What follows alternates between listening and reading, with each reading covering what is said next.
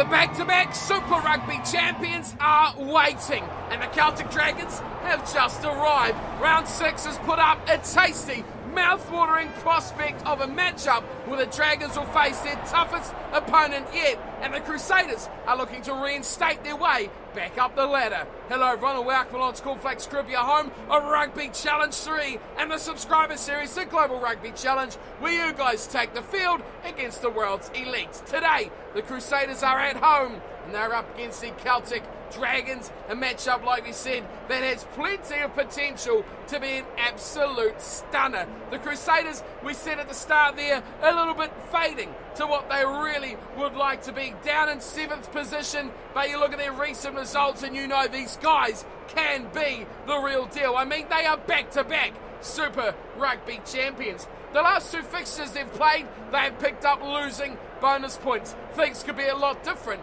if they had scored an extra few points. 2 weeks ago, they went down by 1 measly point to the best AI side so far in the competition, Montpellier.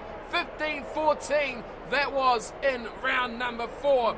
Round 5 seen a similar proposition for the Crusaders as they took on their first subscriber side, going down by 5 points to the Guardians of the Crib, 19 points to 14. They'll want to step it up another gear, and you look at this team, and it is laden with All Blacks throughout. Moody, Taylor, Franks, Barrett, Whitelock, Taufua, Todd, Reed. What a pack that is by anyone's standard. Into the back line, it even gets more exciting. Hall, Moanga, Enor, Goodhue in the centres, Bridge, Mataele, and Israel Dag at fullback. This is one classy side, the Crusaders, and this is one side that do not like to lose.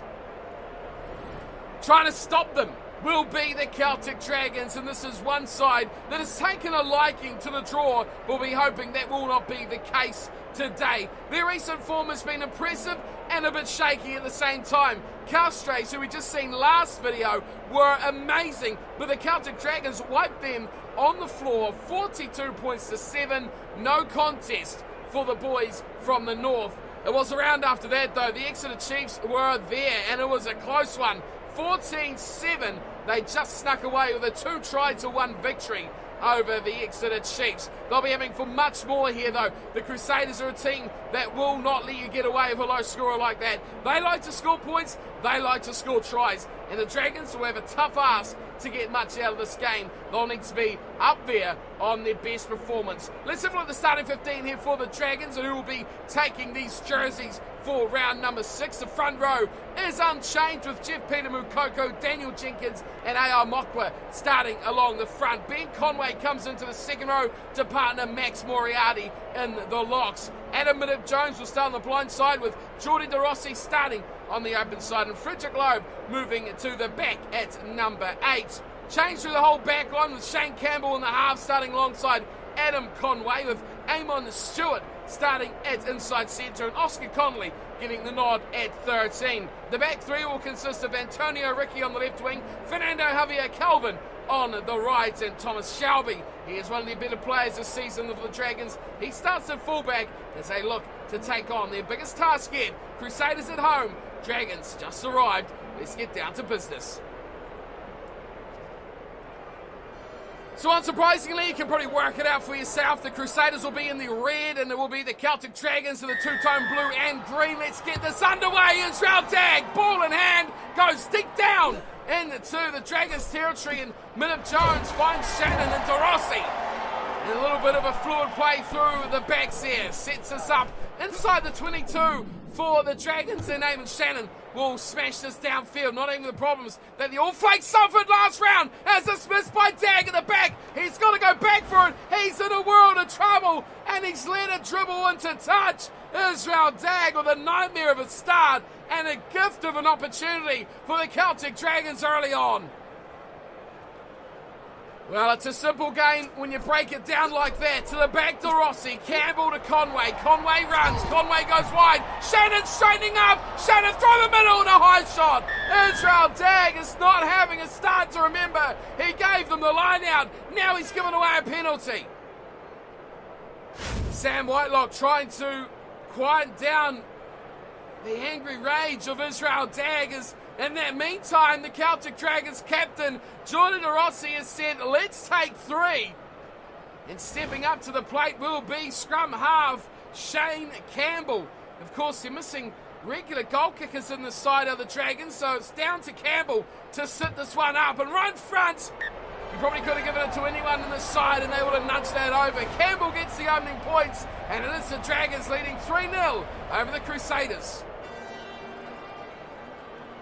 You've got to take everything you can get here against a side like the Crusaders, a champion team with an unlikely start as well. Penalties and mistakes by the home team, not something you normally associate. Oh, there's a big tackle, has taken Connolly off his feet.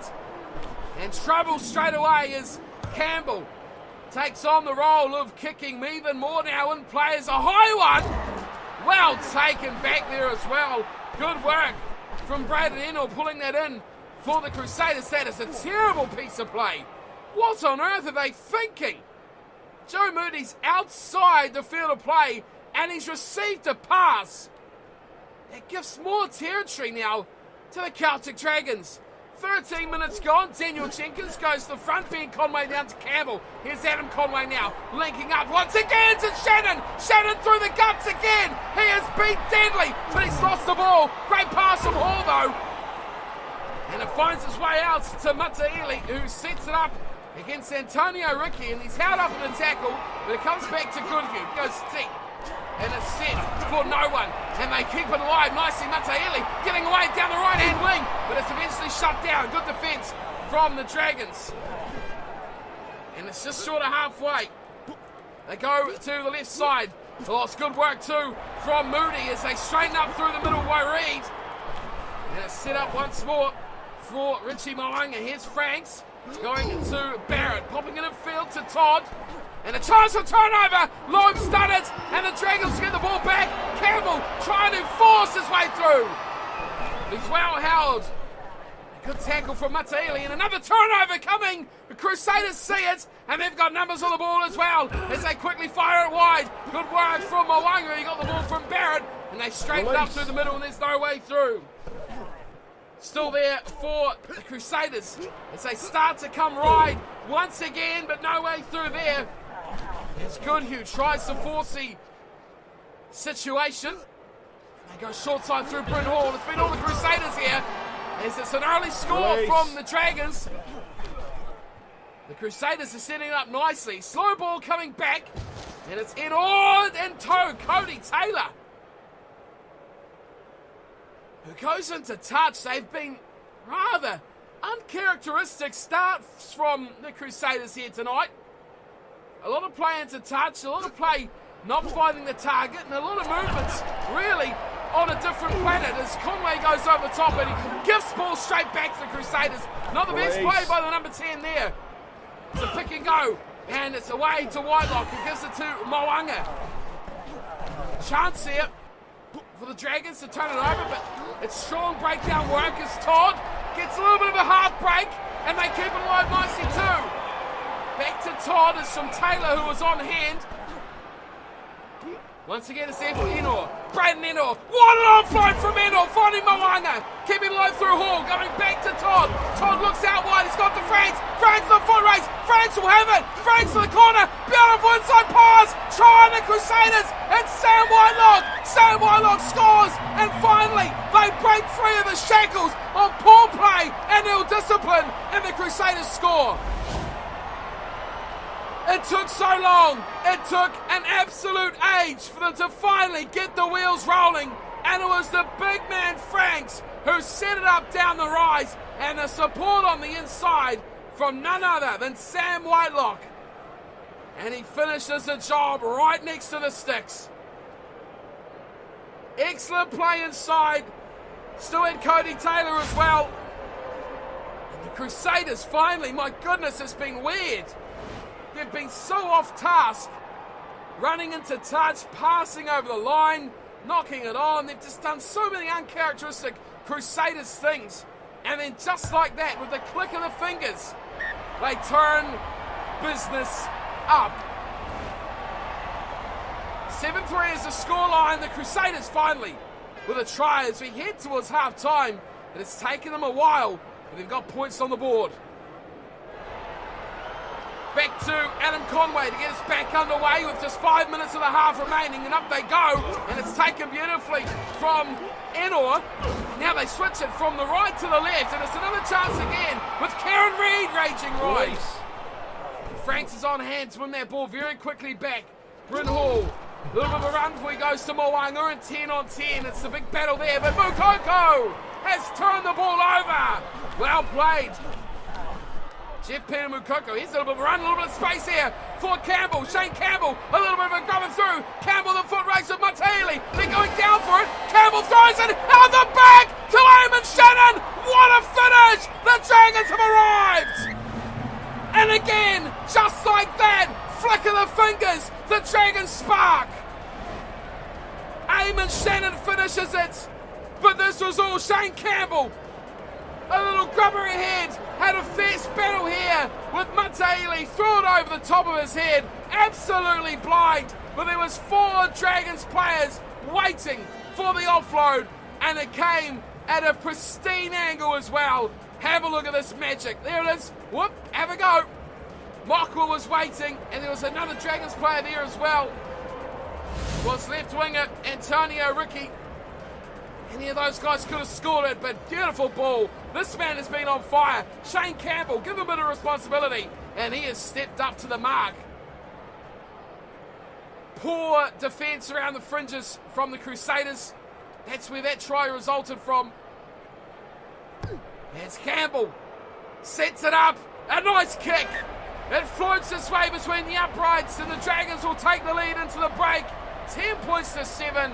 Let's go to half-time. A slender lead, but it is an early penalty to Shane Campbell that separates the two sides as we head to half-time. Well, it's been an even battle. Both teams have had long periods where they've dominated but not come away with the reward. And then just like that, they both fire right on the stroke of half-time to give us a tight contest at the break. 10 points to 7. The Dragons just nudging possession, but it's the Crusaders just edging it in territory. The penalty goal obviously could become a critical factor later on. The high tackle giving them that early chance, but the two sides with 3 line breaks each get only 1 try apiece between them, and that has been where the sides have struggled. Ill discipline coming along with mistakes and errors. Not something you're very used to seeing from the Crusaders, but the Dragons will need to take much more toll of that in the second half if it continues. The Crusaders, we know, can fire and can score from any point on the field. 10-7 is not a big enough lead to sit on, and the Dragons will need to play. The Crusaders will be waiting for it.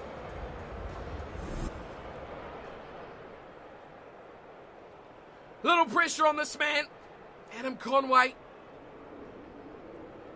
And he's not really threaded the ball very well for his side. He gets the game back underway. Crusaders receiving, and Mukoko is flying, absolutely flying, straight to Sam Whitelock. What a little run from the big man in the loose head prop. Here's a little pick and go from the Crusaders, and this time I think it's a tight head prop. Mokwa all over it. Oh, the Dragons straight to Campbell, and he goes straight for the jugular as well. Now it's there. Pick and go from Conway to Connolly, somehow out to Mukoko. Shannon, oh, it's missed by Ricky on the touchline, and it goes into touch. Quick hands from Eamon Shannon, he just caught it and he passed it, looking for Antonio Ricky, but the ball dribbles out over the touchline. A missed opportunity, straight off the turnover there for the Dragons. Cody Taylor will have the line out, the saviour for the Crusaders. They trudge upfield, driving on the back of that line now, and they're driving very well too. Dragons try and edge it towards the sideline, but they can't find it. Delfua goes away to Goodhue, finding in the midfield Braden Enor, and turned over from Conway. Well, he's brought the game now, and Oscar Connolly on the quick ruck ball will get the chance, and the tackle and tag. Conway's over. Second try for the Dragons, and it is Oscar Connolly to score it to put the line up to 15-7. This was where it was fed. Adam Conway with the turnover. Great offload. Shannon again. Quick hands. And it gave it away to the big outside centre. And he's too big, too fast for Israel Dag to stop. This was magical work from the Celtic Dragons. Excellent from Conway, quick hands from Shannon, and he fired away his big man. And you look outside him as well. Calvin was there, but he was no chance of keeping up with a big man who absolutely gunned it to the line. It's a tough kick now for Shane Campbell. He's way out on this right-hand side, which is kind of against him, but the wind will help him a touch as it's at his back, and he can curl this one in. He steps up. Well, he doesn't need to curl it. He doesn't need to do anything. Straight as an arrow, sharp as a knife. Shane Campbell adds 2 more at 17-7. Now the Dragons with a tidy little 10-point lead. Strong play from the Dragons as well, straight off the turnover. That is one of the great tries for the GRC this season. Up it goes from Israel Dagan, ranging across to take it will be Adam Middop-Jones. In their own territory now, they get it away to try scorer Oscar Connolly, who's just hacked this downfield. No real intention of where that's going, but Calvin chases and he gets it nicely away to George Bridge. Release. Bridge takes it up to halfway as the Dragons defence stops him. Todd the wide ball out to Franks. Inside it goes to Hall. Bryn Hall. He's gone backwards a couple of metres. Now the Crusaders looks to go through a read, and there's no way through that tight defence of the Dragons. There's a pick and go now from Taufua. Oh, the offload was almost special as it's close to the touchline. Who's got it? Not releasing. It looks to be the Crusaders. Oh, he's wrapped up. Bryn Hall. Great work from the Dragons defence. And let's have another look. We won't get to have another look. It's a shame because that was a good penalty as well from the Dragons. Loose ball, dived on it to Bryn Hall, and he was wrapped up very quickly from the Dragons defender. But more on this is that Shane Campbell is lining up a shot at goal, which will extend the lead out to 13 points and require 2 Crusaders tries. A wee way out there, he's absolutely squandered. A terrible shot at goal from Campbell, and that is what you get for not having a specialist goal kicker in your team. As now they rumble up through Moody. Release. Maybe they should have kicked for touch. Maybe not, because they've turned this over again. It's there for Mockwa. Campbell turns it sideways, floats a terrible pass. Ricky! Ricky breaks the line, trying to link up. The cover defence for the Crusaders is too good in this situation. Mockwa again to DeRossi. Oh, DeRossi! Oh, that's a big tackle as well. Jack Goodhue coming thundering out the line, and he has taken a nasty tackle on as well. And this time, what are the Dragons going to do? Well, they've opted for the same option. Another shot at goal. They are looking for points at every single opportunity. Not releasing in the tackle. High tackles, offsides. They'll take everything they can. And Shane Campbell will be hoping that he hits this one a bit better. And oh boy, he does. That one probably would have gone over in the last situation. Much better hit kick. The last one he tried to hit a little bit too hard and hit it a little bit too high on the ball. As a result, it just dribbled its way to the 22, but the scoreboard has turned over. 20 points to 7 now. The Crusaders, who led in the first half, have a lot of work to do in the last quarter of an hour of this matchup. It's down to, once again, Middop-Jones, who takes the ball down. It's to Conway. Oh, he's looking for the kick. He was looking for the fancy little play around the back. Shane Campbell fires away to Eamon Shannon, who has been absolutely brilliant for the Dragons tonight, and it's back to Israel Dag, who's running it back. A good little step as well, finds it beautifully. Mataeli breaking the line and finding support there in Franks.